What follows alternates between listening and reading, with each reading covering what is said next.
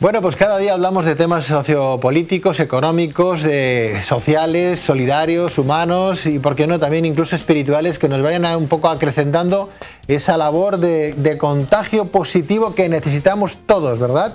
Más en momentos de crisis y de situación económica un poco inestable, bastante inestable. Ayer hablamos también de que era 1.500.000 familias en España que no tienen nadie de la familia tiene trabajo. Imagínense ustedes cuando se les acabe el paro a esa gente. ¿De qué van a vivir? ¿Qué van a comer? Nadie, ni el padre, ni la madre, ni los hijos, nadie. 1.500.000 familias.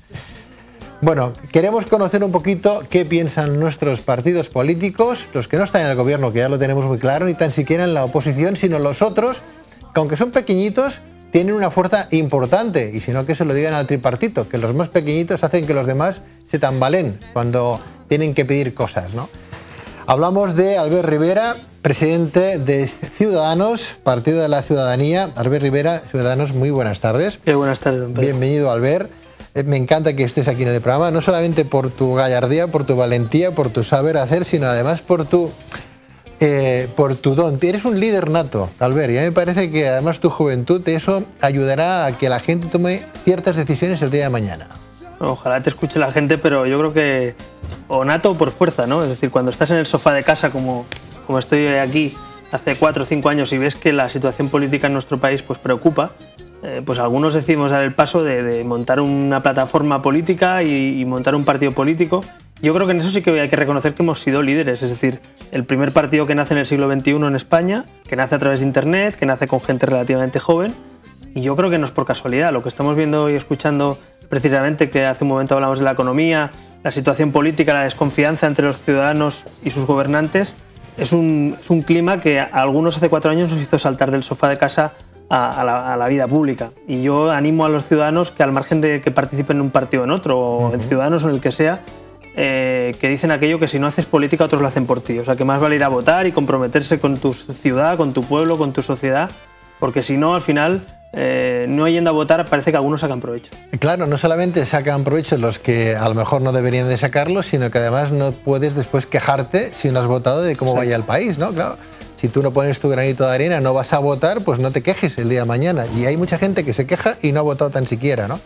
Y es que la verdad es que la ciudadanía, yo no sé qué es lo que va a pasar en los próximos comicios, pero no creo que la gente esté muy dispuesta o muy por la labor de salir a votar. Hay que convencerlos un poquito y decir, hay que salir a votar y demostrarle al partido, el que sea, que hay gente detrás que está desesperada, que tiene ganas de salir de esta situación y que tenemos todos que poner, como decía con Sonia, todos a una, como en Fuentepejuna, ¿no? Yo creo que ha pasado una cosa muy grave en estos últimos años en la democracia española, es que se ha roto el vínculo entre el representante público y el ciudadano, y eso es muy triste y muy complicado de gestionar, ¿no? Porque cuando se rompe la confianza, yo a veces pongo el ejemplo, lo que conozco un poco más, que es la parte de la sociedad civil y el ámbito privado, cuando se rompe el vínculo entre un abogado y su cliente, o entre un médico y su paciente, o entre un psicólogo y con aquel que hace terapia, su paciente, es difícil recuperarlo, ¿no? O en una pareja, cuando se rompe la confianza en una pareja es difícil. Yo creo que hay un divorcio en términos políticos entre ciudadanía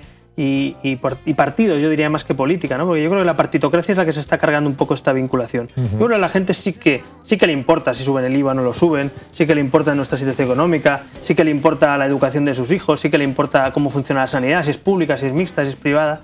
Eso le importa y eso es política. Ahora, lo que a lo mejor no está de acuerdo es que, bueno, pues aquí pasamos 40 años de dictadura, entramos en una democracia y ahora da la sensación de que más que democracia se ha convertido en una especie de partitocracia, ¿no? Donde las cúpulas de unos partidos llegan a todos sitios, ¿no? Cajas de ahorros, sindicatos, tribunales, demasiado lejos. Yo creo que hay que recuperar un poco el espíritu de la transición en ese sentido, de volver a hacer una reforma democrática profunda, un paso importante, y recuperar un poco el sentido de la palabra vida pública, representante público, ¿no? Yo digo a veces que nuestros jefes a veces da la sensación, en política, de que los jefes son los políticos y los ciudadanos son sus asalariados o sus súbditos, y es al revés. Pero a mí, mi sueldo como diputado me lo pagan los ciudadanos, por lo tanto ellos son mis jefes, mis conciudadanos, y pasan cuentas conmigo cuando van a las urnas, y cada día hay mecanismos para pasar cuentas.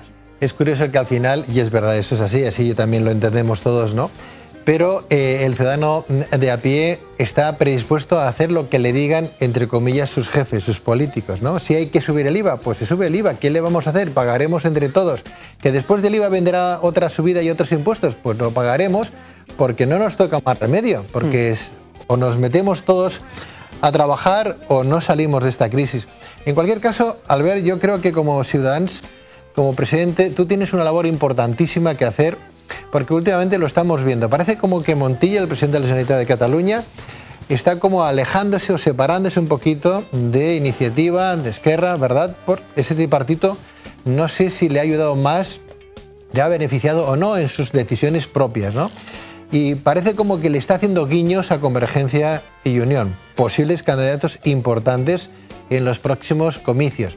Pero claro, Convergencia y Unión también se acerca mucho al PP, con lo cual, si aquí tuviéramos que hacer un tripartito nuevo, que a lo mejor lo hay, tú ahí tienes una clave importante. Lo digo porque a lo mejor ese centro, no sé cómo llamarlo, centro estable, ni derechas ni de izquierdas, pues ya me imagino que a lo mejor podríamos cambiar casi el eslogan. Hombre, yo creo que yo no sé si hablar de tripartito, porque los catalanes estamos muy quemados de tripartito. La fórmula esta de tener 3 partidos en un gobierno, cada uno tirando para su casa, pues ha provocado lo que ha provocado, ¿no? Que no haya un gobierno estable, un cierto liderazgo.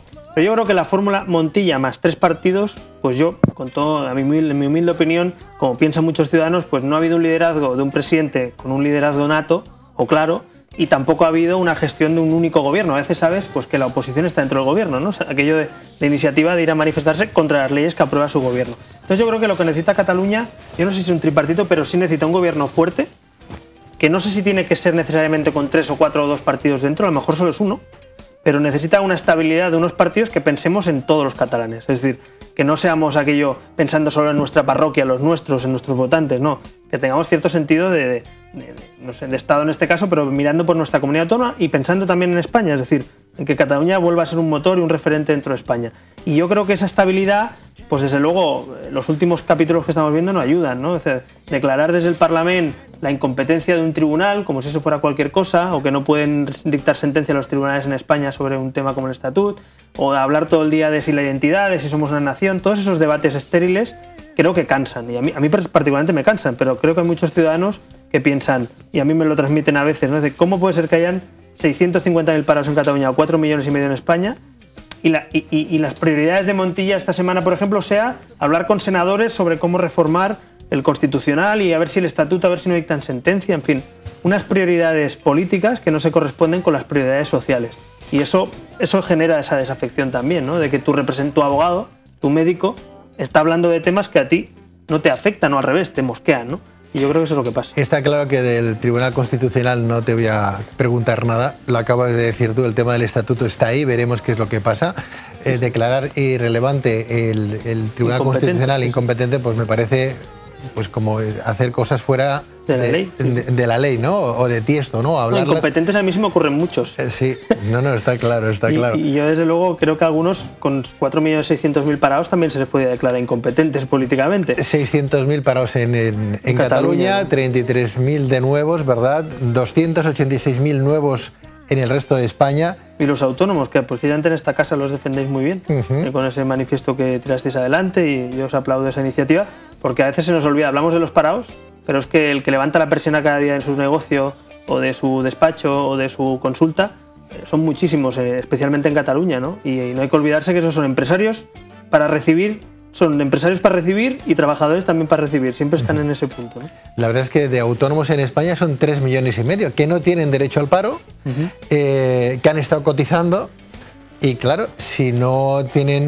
negocio tendrán que cerrar sus puertas. Y se generan puestos de trabajo. Que generan puestos de trabajo. Es curioso porque siempre se ha estado atacando al empresario, pero es que el empresario es el que da trabajo. Si no hay empresa, si no hay empresarios, otra cosa es que hayan empresarios malos. Está claro, como hay trabajadores malos. Claro. Ahí tiene que haber gente para todos los colores, pero bueno, lo que no podemos hacer es cargarnos la mano que nos da de comer, ¿no? No. El empresario es el que crea empresas, y si no, vamos a crearlos todos, a ver quién se atreve a crear una empresa para dar trabajo a los demás. Hay que crear empresas, ayudar a los empresarios que tengan formas, empresarios o autónomos, que tengan fuentes de financiación para dar trabajo a los demás. Y luego hay que el que trabaje para un empresario, si él no quiere o no puede o no sabe, pues hombre, que trabaje bien para que el empresario esté contento y le pague más. Yo creo que en España estamos un poco desincentivando la creatividad, desincentivando al emprendedor. Y a mí eso me preocupa incluso más que esta criminalización del empresario. Es decir, aquel que es valiente, aquel que apuesta por algo, aquel que pone un proyecto en marcha, que crea puestos de trabajo, pues tiene una especie de sospecha siempre encima, ¿no? Si le sale bien, es un ambicioso y es una persona que solo quiere ganar dinero. Y si le sale mal, es el culpable de todo lo que genera y los puestos de trabajo que pierde. Entonces, claro, cuando en Cataluña, por ejemplo, ¿no? Una tierra que siempre ha sido de emprendedores, cuando las encuestas de los años 80 decía que la mayoría de catalanes querían montar un negocio, eran empresarios o eran autónomos, y cuando en las últimas encuestas, con todos los respetos y todo, lógicamente ya lo saben ellos el apoyo que tengo, pero cuando su principal voluntad es ser Mossos d'Esquadra o ser funcionario de la Generalitat, lógicamente algo ha cambiado. Y no es que no sea bueno ser funcionario de Mossos d'Esquadra, que les necesitamos y nos hacen su labor para protegernos, pero sí que hay un cambio, ¿no? Es decir, un desincentivo del que se moja, podemos decir, ¿no? Y eso hay que cambiarlo de mentalidad, de superación, ¿no? Albert, ¿Cataluña somos todos los que vivimos en Cataluña? Para Ciudadanos, sí. Ese es nuestro eslogan de este año. Estamos presentando un manifiesto por toda Cataluña y mucha gente puede estar de acuerdo con eso, pero cuando entramos a hurgar de qué quiere decir, a lo mejor no. Cataluña somos todos porque aquí hemos nacido, por ejemplo, una cuestión que se olvida a veces en Cataluña, 4 millones de catalanes, de los 7 que somos, tenemos padre o madre nacidos fuera de Cataluña. Y a veces hay gente que parece que si no eres de aquí, no has nacido aquí, no eres del todo aquello que dicen catalán, catalán, ¿no? Que lo repiten 2 veces, no sé por qué, pero dicen, ¿tú eres catalán, catalán? Pues yo soy catalán, o ciudadano de Cataluña. Luego el tema lingüístico, que para nosotros es fundamental que se respete el bilingüismo, es decir, no por hablar catalán eres catalán y por hablar castellano eres extranjero. Es decir, los catalanes tenemos la suerte de hablar 2 lenguas y tiene que seguir siendo una suerte y no un problema. Por tanto, reivindicamos esa Cataluña plural también. Y después otro caso importante, que es aquí en Cataluña, los que nos escuchan sabrán que a veces por leer una radio, por escuchar una radio, por comprar un periódico, por ser de un equipo de fútbol y no de otro, te etiquetan y te ponen la etiqueta de mal catalán. Pues mire, yo voy a poner el ejemplo del fútbol, que es el más conocido. Yo soy culé, ¿no?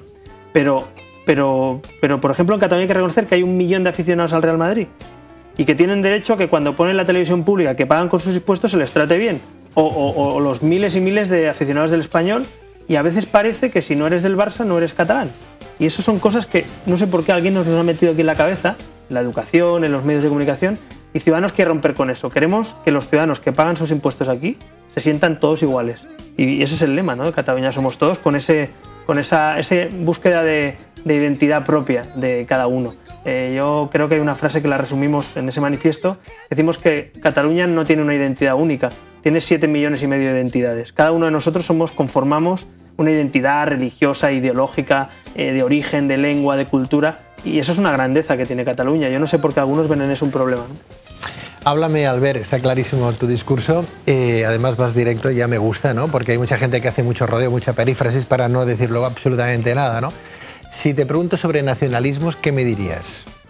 Pues que no hay ninguno bueno. Es decir, que la historia ha demostrado, como decía Unamuno, que no hay ningún nacionalismo que haya sido bueno para cohesionar una sociedad o para la convivencia, es decir, todos, desde el nacionalismo español que Franco nos impuso 40 años, hasta el nacionalismo vasco o catalán, hasta el nacionalismo alemán, hasta el nacionalismo yugoslavo, es decir, todos los nacionalismos en Europa han generado desigualdades en una sociedad y desde luego nosotros nos oponemos a cualquiera de ellos, no por oponernos al nacionalismo, sino por defender las libertades individuales y la igualdad de todo, ¿no?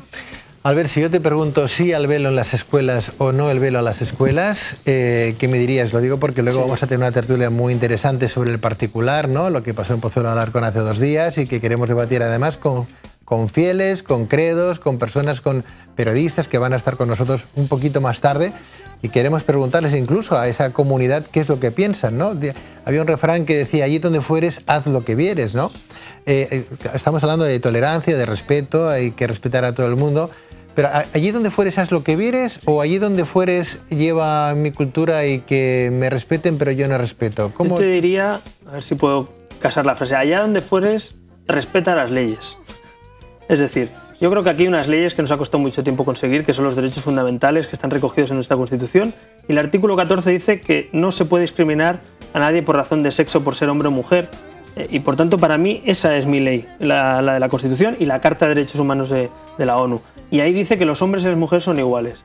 Y cuando una mujer, además, sea por un motivo cultural o religioso, confiesa y lo dice porque se está diciendo públicamente, además, si lees sobre el tema, pues lo puedes conocer, dice que por motivos religiosos la mujer no puede mostrar su cabello en público para no provocar, o consideran desde su religión que eso es una provocación, pues a mí eso me subleva un poco. Es decir, creo que las mujeres tienen todo el derecho del mundo, igual que un hombre, a enseñar su cabello o no. Y si no, que se lo pongan los hombres musulmanes el velo. Es decir, ¿por qué no se lo ponen y las mujeres sí? Es decir, hay un componente, el motivo de por qué se lleva el velo me parece que es determinante, sobre todo en personas que son menores de edad. Porque cuando uno es adulto, en todo caso, oye, en tu casa, tu trabajo, yo eso lo respeto. Ahora, en una aula pública, una persona menor de edad que lleve velo, me parece que no entra en esa convivencia del laicismo institucional que merece. A mí lo que me ha chocado estos días es ver que partidos supuestamente de izquierdas, que de los mismos que dicen que se quiten los pesebres de las escuelas, que a mí, yo personalmente, por ejemplo, el tema de los crucifijos, estaría de acuerdo, porque yo, por ejemplo, soy agnóstico y no tengo por qué creer o no creer, simplemente quiero un espacio público libre de símbolos. Tampoco comprendo cómo esos partidos defienden el velo y cómo esas feministas que han estado muchos años reivindicando, y hay un Ministerio de Igualdad en España, no he escuchado a la señora Ido pronunciarse en contra del velo para defender los derechos de las mujeres que viven en España. Entonces a mí me hubiera gustado ver a la señora Ido posicionarse claramente en la igualdad entre hombres y mujeres, y no la he escuchado. Algunos se preguntan para qué sirve el ministerio. La hipocresía que está ahí también sublime, ¿no? A veces no tan sublime, sino tan presente, ¿no? Yo no sé a veces si es por...